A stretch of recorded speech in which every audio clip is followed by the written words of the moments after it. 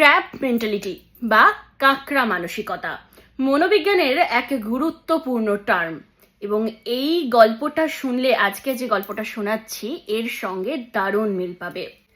একবার এক অত্যাচারী শাসক 100 জন মৃত্যুদণ্ডপ্রাপ্ত সৈনিককে একটি অন্ধকার গভীর খাদের মধ্যে নিক্ষেপ করলো। খাদটি এমন ছিল যেখানে আশেপাশে কোনো সাপোর্ট ছিল না, যেটা ধরে তারা খাদের বাইরে আসতে পারবে। খাদের দেওয়াল ছিল একদম খাড়াই।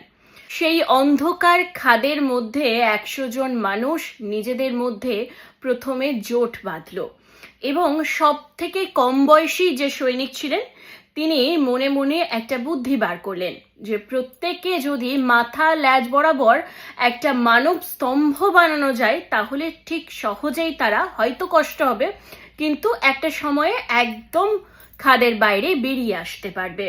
যেমন কথা তেমন কাজ।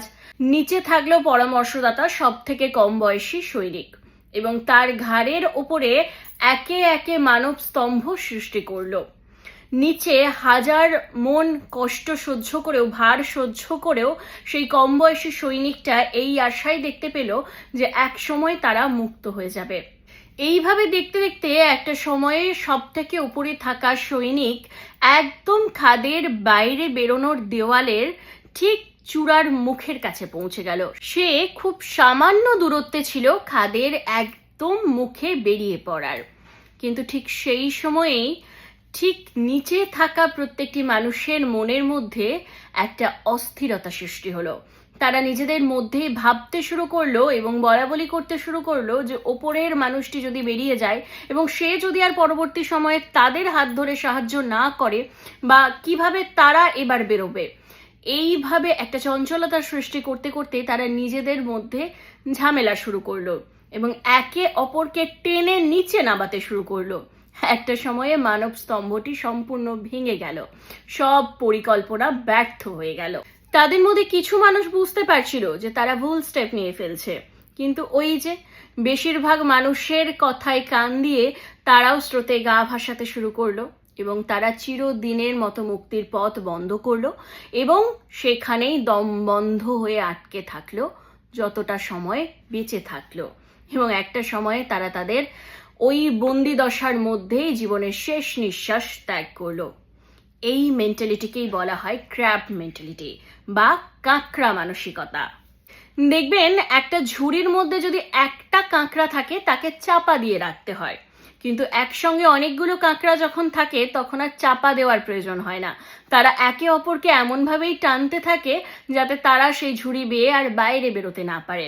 এটা মনোবিজ্ঞানের এক মারাত্মক করুণ ডিজিজ, যেখানে হাজার হাজার মানুষ অ্যাডিক্টেড, যারা আপনার ভালো দেখলে, আপনার উন্নতি দেখলে সব সময় আপনার পা ধরে টেনে নামানোর জন্য মরিয়া হয়ে উঠবে।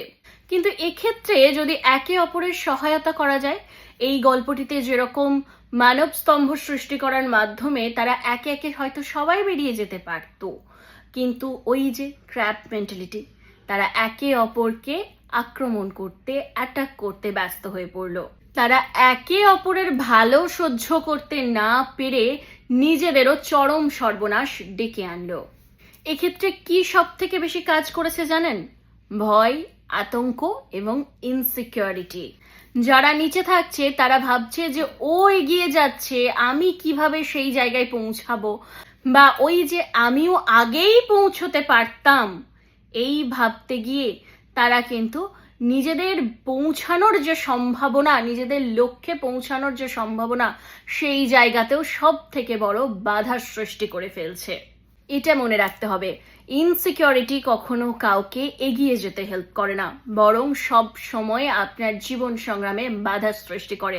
আপনাকে সব সময় পা ধরে নিচে টেনে নামাবে ভয়, আতঙ্ক এবং ইনসিকিউরিটি। আর যেদিন আপনি এটা কাটিয়ে বেরিয়ে উঠতে পারবেন, অন্যের উন্নতিতে বাধা সৃষ্টি না করে তাকে আরো 2 কদম এগিয়ে যেতে সাহায্য করার কথা ভাবতে শুরু করবেন, সেদিন থেকে আপনার জীবনের উন্নতির পথও শুরু হয়ে যাবে, সুগম হয়ে যাবে। So think about it. Tata.